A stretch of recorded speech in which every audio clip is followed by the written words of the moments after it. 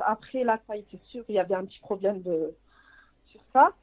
Et il était très précoce. Et il avait du mal. Très précoce, c'est-à-dire.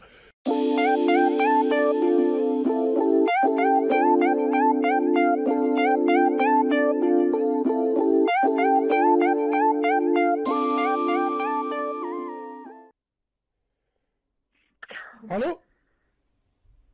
Oui, salam alaikum. Alaikum salam. Oui, c'est Bassam. Oui, Sébastien, je t'écoute. Oui, je voulais parler d'un sujet concernant la dîna avant le mariage. Sois la bienvenue. Allez, dis-moi, je t'écoute. Oui, je voulais savoir si c'est nécessaire avant de se marier de consommer avant le mariage. Permets-moi de prendre une feuille blanche. Alors, est-ce que tu m'entends? Parce qu'on t'entend pas trop bien, là. Oui, oui. Moi, je t'entends pas très bien. On a un petit peu peur de dire oui si on se marie et imagine on tombe sur quelqu'un qui est impuissant, qui... Justement, eh ben tiens, pas du tout. Justement, je veux parler de ça avec toi. Tu as quel âge? 29 ans. 29 ans. Tu es vierge, non? Non, du tout, je suis divorcée. D'accord, très bien. Donc toi, quand tu étais vierge, c'est une question que je te pose. Donc toi, quand tu étais vierge, et toi à l'époque où tu t'es mariée la première fois, moi j'ai une question qui m'intéresse. Est-ce que pour toi, un mec qui l'a fait avant ou après, c'est important? Non, pour moi, je voulais quelqu'un qui l'ait jamais fait. Tu voulais quelqu'un qui l'ait jamais fait? D'accord, bon. Très bien. Oui, qui n'ait pas connu la zina, quoi. Je me suis dit, moi, je me marie vierge, je voulais quelqu'un pareil, comme moi. C'est légitime. En fait, c'est légitime. Wallah, c'est légitime. C'est légitime. Mais quand tu tombes sur quelqu'un qui est impuissant, tu te maries, tu te préserves toute ta vie et tu vois que ton mari est impuissant, il a des problèmes sexuels. Comment tu fais? Alors, c'est quelque chose d'impossible. Non, franchement, écoute-moi, je te dis la vérité, c'est une vraie question que tu poses. Alors, quand tu dis impuissant, c'est-à-dire quoi? Il avait un petit zboob, il y arrivait pas, c'était quoi le truc? Bah, déjà, il n'y arrivait pas. Oui, après la faillite, c'est sûr, il y avait un petit problème sur ça. Et il était très précoce. Et il avait du mal. Très précoce, c'est-à-dire? Il te voyait faire du pain, il ramenait le kiri, c'est lui qui ramenait le kiri dans le khobz. Je sais, chez nous, chez les Maghrébins, c'est un peu tabou ce sujet-là. On a du mal à en parler autour de nous et tout. Mais après, ça devient frustrant. Alors, Wallah il azim, permets-moi de te dire une chose. Oui. Déjà, merci d'avoir appelé et surtout de parler de ce sujet. Et là, tu as raison. Chez nous, c'est tabou. Les problèmes d'impuissance, de petits zboob, ça, c'est vrai, c'est tabou chez nous. C'est tabou. Et toi, alors, c'est pour ça que tu as divorcé ou pas? Non, c'est pas pour ça que j'ai divorcé, bien sûr. Mais moi, je te dis la vérité, j'étais mariée et j'étais frustrée, j'en pleurais. Je me disais, toute ma vie, je vais être avec un homme et je vais jamais connaître c'est quoi vraiment la sexualité avec son mari, en fait. Ouais. Alors, comment est-ce que tu savais, pour une femme qui ne connaît rien, comment est-ce que tu savais qu'il était impuissant, qu'il était éjaculateur précoce? Tu savais ça d'où? Écoute, j'avais mes voisines qui m'ont parlé, qui me disaient qu'ils étaient toujours heureux, qui me disaient, moi, tout se passe très bien, avec mon mari. Bon, elle me racontait pas en détail, mais elle avait l'air d'être joyeuse. Et moi, je me posais des questions. Je lui disais pas ce qui se passe dans mon couple. Je me posais des questions. Je me disais, mais pourquoi ça se passe pas bien, en fait? Pourquoi ça dure que quelques secondes? Pourquoi, je sais pas, je me posais des questions. Quand j'entendais autour de moi des orgasmes, ceci, cela, ça. Des orgasmes! Putain, les voisines, celles qui sont assises sur les bancs, là, hein, les meufs qui sont assises sur les bancs en été, ah, les putes, alors ça parle d'orgasme et tout. Ouais, mais non, mais c'est... Et toi, tu t'es dit, merde, De quoi elle parle? Elle parle Bah de grimper ouais, au... bah merde. Bah ouais. C'est ça. Bah ouais, toi, tu l'as entendu dire, j'ai grimpé au rideau, et toi, tu lui as dit, mais moi aussi, je grimpe au rideau, je change mes rideaux. Miskina. Oh putain. Oh putain. Ah ouais, d'accord. Bah ouais. Merde. Mais ouais, c'est une curiosité. Bah, déjà, je me suis mariée très jeune. Et donc, même avant que je me marie, on parlait de ça entre copines, comment ça allait se passer quand elle allait se marier, la nuit de noces et tout. On était un peu, ouais. Bon, au jour d'aujourd'hui, je vois les filles, elles sont plus comme ça. C'est rare au jour d'aujourd'hui de trouver une fille vierge. Ça, c'est sûr et certain. Mais nous, à l'époque, notre virginité, elle était sacrée.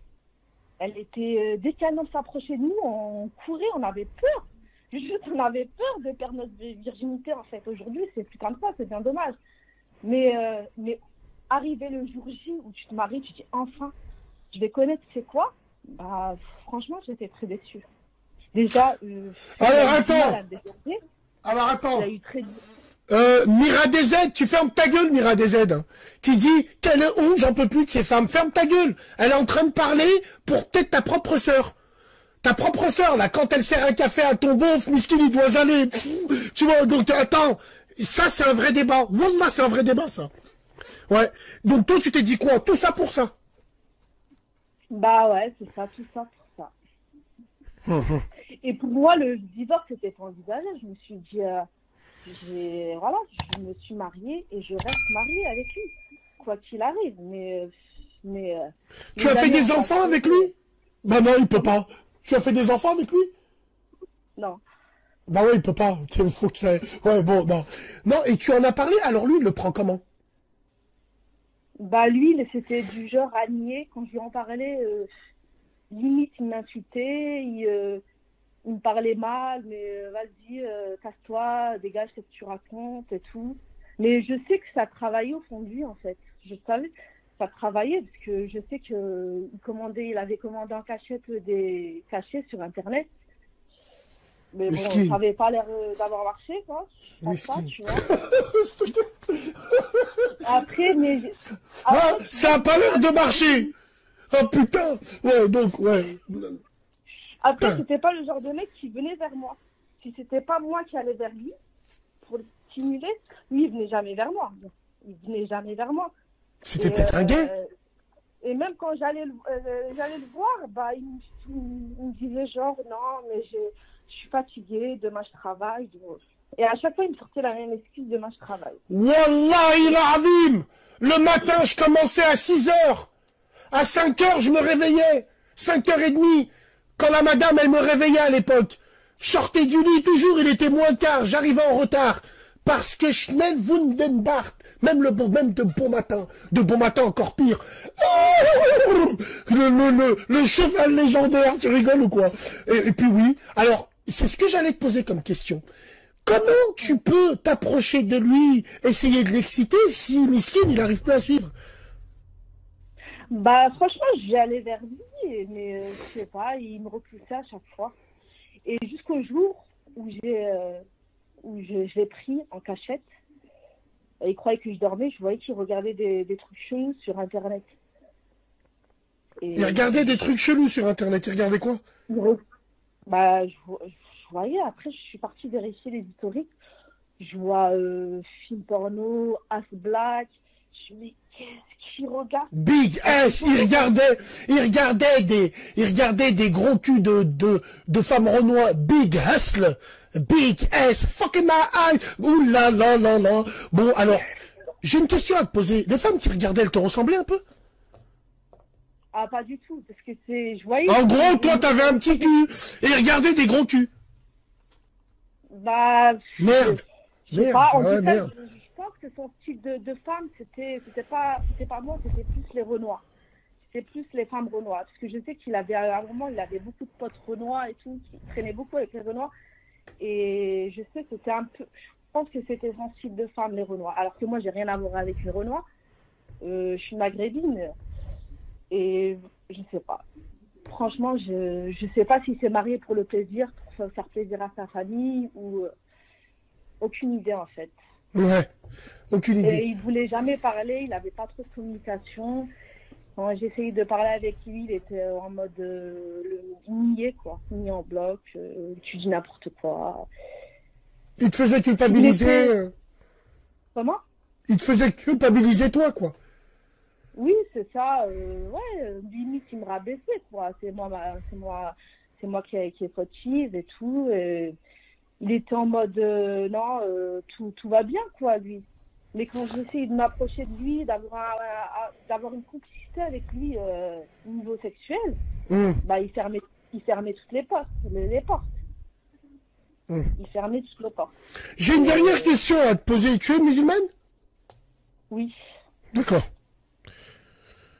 Alors pour finir, tu peux nous shahid, s'il te plaît? Ok, je sais même pas pourquoi je rigole, mais... Shahid, où je t'envoie les Sénégalais qui vendent des portefeuilles en cuir. Au marché, je te les envoie. Et eux, ils vont te péter le cul. Donc, shahid, s'il te plaît, où j'affiche ton numéro.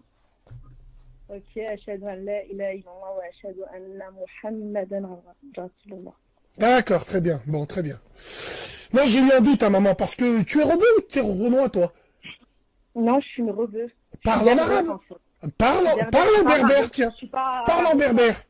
Parle en berbère, tiens. Parle en berbère. Tu veux que je te dise quoi en berbère? Dis-moi tout, il y a des gens berbères sur ma room, là. Eux, ils ont les grandes oreilles. Vas-y. Les berbères, vous me dites si c'est du berbère. Alors attends, je vais prendre mon téléphone. Peut-être qu'en parlant, ça va me donner un code Wi-Fi. Non, je rigole. Non, je rigole. Non, vas-y, je t'écoute. Oui, dis-moi. Qu'est-ce que tu veux que je te dise? Parle en berbère. Parle en berbère. Ok. Salam alaikum, Bassem, Mamdi Hacham, comment dire, je sais pas trop parler berbère, mais je sais dire la base, quoi. Mamdi Hacham. Bon. D'accord. Très bien. Voilà des trucs basiques, quoi. D'accord. Aujourd'hui, tu t'es remis en couple, tu es divorcé depuis combien de temps? Depuis presque 1 an. Et tu penses que le mec, il a jamais été attiré par des mecs, non? C'est peut-être ça, non? Qu'est-ce que... Aucune idée. Bon, j'ai fouillé les historiques et j'ai jamais vu de mec site porno pour les mecs. D'accord, très bien. D'accord, bon, si c'est des sites porno black, bon voilà. Dis-moi la vérité. Est-ce que t'es repoussante comme meuf? Est-ce que je suis repoussante? Bah, je pense pas, parce que quand on me dit que je suis jolie, que t'as rien à voir, les gens ils me disent pourquoi tu t'es mariée avec lui alors que t'es plus jolie que lui et tout. Les gens me disaient, les femmes, bah, c'était pas très gentil, mais elles me disaient comment ça se fait que tu t'es mariée avec lui alors que t'es plus jolie que lui en fait. Mais moi je lui ai dit, moi je me suis mariée avec lui parce que j'ai vu que c'était quelqu'un dans le deal.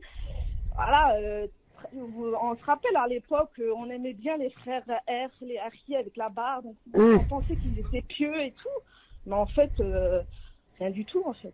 C'est juste l'apparence. Ok, d'accord. Donc t'as le halib, ce qu'il faut où il faut, quoi. Exactement. Yeah, that is good. Yeah, très bien. Non mais écoute, c'est un vrai débat, hein. On en parlera un jour, on fera une émission spéciale. Et puis c'est pas normal, si les gens ils ont en face d'eux une femme qui a du halib, ils les touchent pas, c'est qu'à mon avis, ils doivent la prendre du côté pile. C'est pas possible. C'est pas possible. Comment tu peux pas toucher une... Bref, voilà quoi, c'est mon avis à moi. Merci. Je sais que ce genre de mec, c'est le genre de mec qui pourra pas... Eh mais attends, mais j'ai une question moi. Le coco, juste avant de te marier avec lui, il n'y a pas eu des signes avant-coureurs quand même, non? Ah pas du tout, parce que moi je suis pas sortie avec lui. On a fait un mariage à l'ancienne en fait. On s'est pas côtoyé en fait. On s'est mariés très vite. Ah ouais, d'accord. Un mariage et on a fait vite le halal. Ça s'est passé direct comme ça. Je l'ai pas fréquenté et tout. Et je me suis rendu compte que je l'aimais pas, mais je me suis dit, mais allez, je vais rester avec lui, c'est mon mari, maintenant j'assume.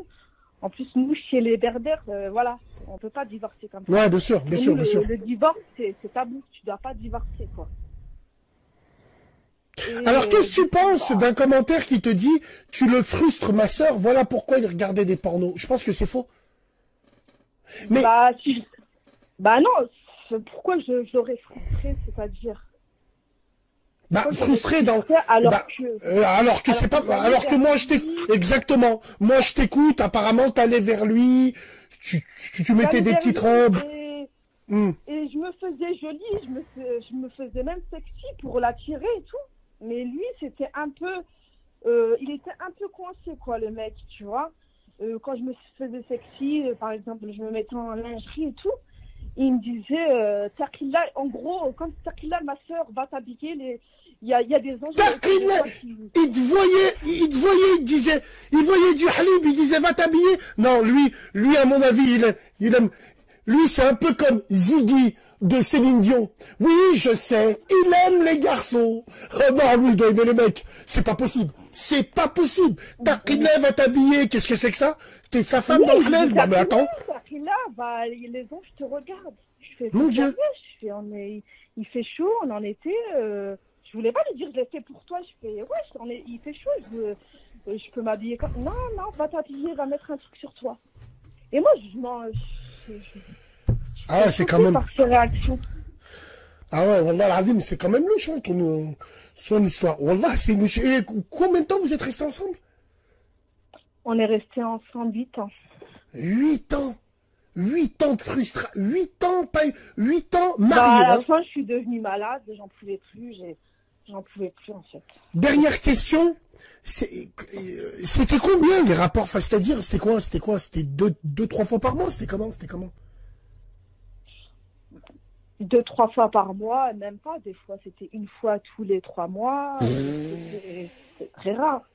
Et on dormait jamais ensemble. On était limite, on faisait chambre à part.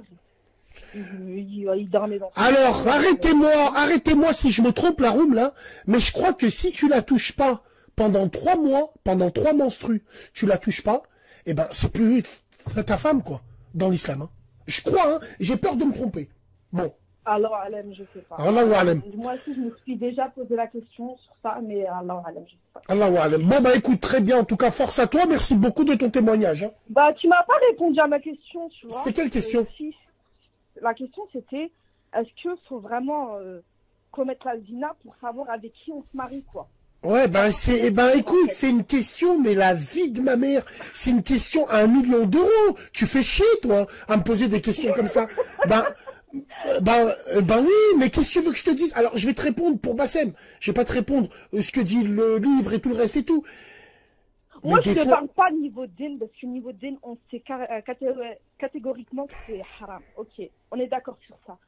Mais je me dis, imagine, je me remarie comme ça à l'ancienne, et je tombe sur un mec pareil. Maintenant, tu n'es plus vierge, maintenant. Je me marie avec un mec qui ne me satisfait pas, qui me, voilà, tu vois, qui est pareil, quoi. Ça veut dire quoi, alors? À t'écouter, ça veut dire quoi? Tu dois piler avec tout le monde, maintenant, pour voir si c'est le bon. Non. Bah, attends. Non. Attends, à t'écouter, si tu me fais un peu penser à ces meufs qui disent... Attends, tu me fais penser un petit peu... Non, c'est pas finir avec tout le monde. C'est genre, est-ce que quand je me mets avec un mec, sérieusement, dans le but du mariage, de consommer avant, ou pas, ou d'attendre le mariage et d'attendre la surprise. C'est comme au loto, quoi. Soit tu gagnes, soit tu perds, en fait. Ouais, non, mais c'est vrai, c'est une vraie question. Mais tu me fais penser un petit peu à ces femmes qui te disent, les mecs, c'est tous les mêmes. Pourquoi tu les as essayés tous? J'arrive pas à comprendre. Non, je ne dis pas les mêmes, les mecs, c'est tous les mêmes. Comme l'autre qui vient juste d'appeler avant, machallah, il a gardé sa virginité. Franchement, force à lui, parce que il n'y en a pas beaucoup comme lui. Non, mais c'est une vraie question. La vie de ma mère, je réfléchis, c'est l'usine à gaz dans mon cerveau là, à cause de toi. Je me dis, mais c'est vrai. Cette meuf, en vrai, elle a raison. Elle se dit, c'est une meuf qui a attendu. Elle est frustrée sexuellement. Tu en pleurais, tu m'as dit. Hein? J'en pleurais, parce que des fois, j'avais des envies de malade. Et j'étais toute seule. Il y avait mon mari. J'étais dans le Chanel. Je pouvais faire ce que je veux avec lui. Et je pouvais pas. C'est ça la frustration de malade, en fait. C'est terrible, c'est terrible. C'est terrible. Wallah que je te comprends. C'est terrible. C'est terrible. Alors, t'en as parlé avec ta sœur? T'en as parlé avec tes... Bah non, comme je t'ai dit, c'est tabou. C'est tabou, on peut pas en parler, en fait. On peut pas en parler. C'est tellement tabou que tu peux pas... Même quand j'ai divorcé, j'ai même pas évoqué cette raison-là. J'ai pas évoqué cette raison-là. Bah ouais, la honte. Tu peux pas évoquer... Alors, il y en a qui te parlent, c'est peut-être du suhour. Oui ou non? C'est ce qu'a dit ma mère, oui, au bled, on t'a fait, c'est le mauvais œil, on t'a fait de sol, parce que, en fait, au bled, toutes mes tantes me voulaient pour leur fils. Et quand je me suis mariée, ils étaient tous dégoûtés, en fait, tu vois. Après, alors, Alam, je sais pas, moi, je peux pas dire que si je suis ou pas, je sais pas, en fait. Ouais. Franchement, c'est une grosse histoire. Hein. Et ben, en tout cas, aujourd'hui, alhamdoulilah, aujourd'hui, t'as pas eu d'enfant. Alhamdulillah, mais voilà, j'espère juste, ouais, trouver un homme avec qui je pourrais vraiment m'épanouir. Voilà, après, je me dis, en fait, nous, les femmes, en fait, si on se fait passer pour une meuf qui aime le sexe, ben, on se fait passer pour une salope. Alors que non, tu vois, on est des êtres humains, ok, on aime le sexe, et avec notre mari, dans le halal, tu vois. Et bah non, si tu montres à ton mari que t'aimes le sexe, alors, bah ouais, tu te fais passer pour une salope, en fait. Et c'est bien dommage, Et donc, tu peux pas en parler comme ça à des hommes, faire connaissance avec des hommes et dire, oui, bah, je veux un mec avec qui je serai satisfaite au lit. Bah non, tu peux pas. Ouais, tu peux, c'est vrai. Wallah que c'est vrai. Wallah, ce que tu dis, c'est vrai. Mais c'est vrai. C'est vrai, tu peux pas en parler, tu peux pas, et c'est de là où ça crée la frustration, et c'est de là où, waouh, putain de merde. Toi, dès le début, que t'as su que ça allait être dur. Comment? Dès le début, t'as su que ça allait être dur. Dès le début, oui, dès le début, déjà, c'est sûr, dès la nuit de noces. Tu devais être dégoûté. Dès la nuit de noces, tu devais être traumatisé. Il m'a mis une semaine à me dévierger. Une semaine. Une semaine à me dévierger. Mes belles-sœurs, mes ex-belles-sœurs, elles venaient toujours me voir, ça va, alors ça s'est bien passé. C'est bon, bah oui, je lui disais oui, tout va bien. Mais je voulais leur dire, en fait, je suis encore vierge. Je suis encore vierge. Putain, mais moi, sur le trône de la salle, t'as vu les trônes où t'es assis avec ton mari, avec moi, sur le trône de la salle, ta robe, elle aurait été rouge un peu. Ouais, tu vois, bon, c'est pas grave.